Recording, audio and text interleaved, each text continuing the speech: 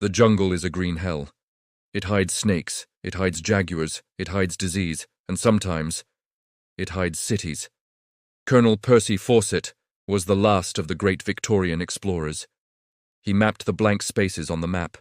He was unbreakable. He was the real-life inspiration for Indiana Jones. But there was one blank space he couldn't leave alone. He called it Z, an ancient advanced metropolis hidden in the Brazilian interior. In 1925, he walked into the jungle to find it. He never walked out. What happened to Percy Fawcett? Did he find his city, or did he find his grave? Today, we unseal the file on the greatest disappearance in exploration history. This is Dark Files Unsealed. To understand the disappearance, you must understand the obsession. In the early 1900s, the scientific consensus was that the Amazon was a counterfeit paradise, lush, but unable to support large civilizations due to poor soil. Fawcett disagreed. During his mapping expeditions, he found ancient pottery. He heard legends from indigenous tribes about cities of stone and lights that never went out. Then, he found manuscript 512 in the archives of Rio de Janeiro. Written by a Portuguese bandeirante in 1753, it described a massive, abandoned city with arches, statues, and hieroglyphs deep in the interior. This wasn't about gold or El Dorado. Fawcett was looking for history. He believed Zed was the cradle of civilization, perhaps even linked to Atlantis. It wasn't greed that drove him. It was the need to be right, to prove the entire world wrong. He became possessed by the idea. His first attempt in 1920 failed. He lost friends and funding. But by 1924, he had secured the resources for one final expedition. This was his last chance. In 1925, the team arrived in Brazil. It was small, lean. Just 3 men.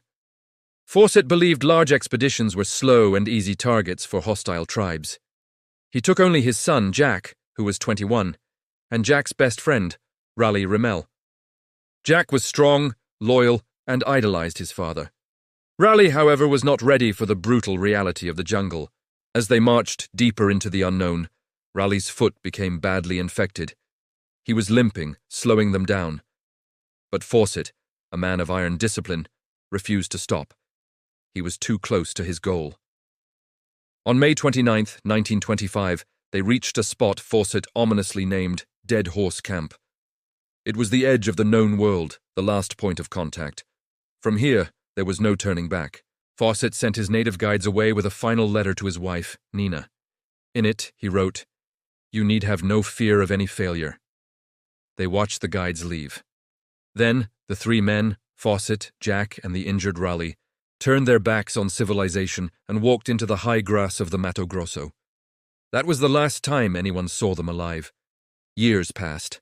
No word. The world went crazy. Newspaper headlines screamed, "Fawcett missing."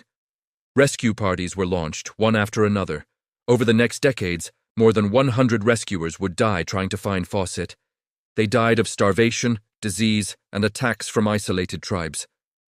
The search for the lost explorer created its own legend. The Fawcett curse. The jungle seemed to consume anyone who dared to look for its secrets. But what really happened to him? The answer likely lies with the Kalapalo people, who live in the Xingu region, where Fawcett vanished. In the late 20th century, anthropologists finally spoke to the Kalapalo elders. They remembered the old white man. Their oral history paints a picture of an arrogant man. They said he refused to give the customary gifts to the chiefs. He even slapped a child who innocently touched his equipment. This was a grave insult. The elders' accounts are very specific. They warned Fawcett not to go east, into the territory of tribes they called the Fierce Indians, likely the Suya or the Zavante. But Fawcett, convinced he knew best, ignored their warnings. He saw the smoke of a distant campfire and marched straight towards it, believing it was a sign of his lost city.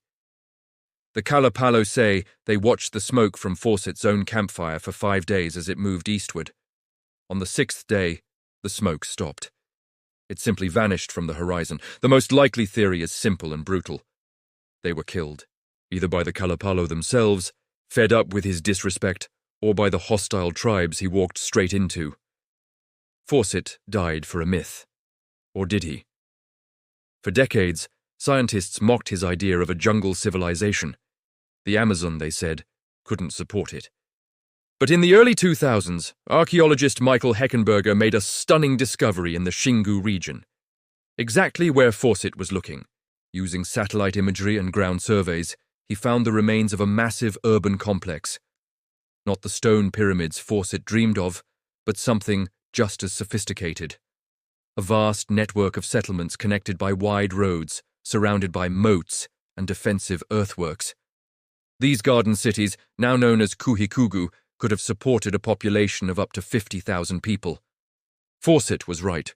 The civilization was there all along. He was walking right on top of it. The profound tragedy is that he was looking for stone cities like those in Europe, so he completely missed the earthen cities of the Amazon. He died searching for what he had already found. File 30, the lost city of Z, is closed. Percy Fawcett wanted to be immortalized by his discovery. Instead, he was immortalized by his disappearance. His bones have never been definitively recovered. His compass appeared years later, found in a tribal hut, a silent relic of his final journey. But his ultimate fate remains a whisper in the forest. He proved that the Amazon held incredible secrets, but he also proved that the jungle never gives up its dead. The file is closed, but the jungle is still watching.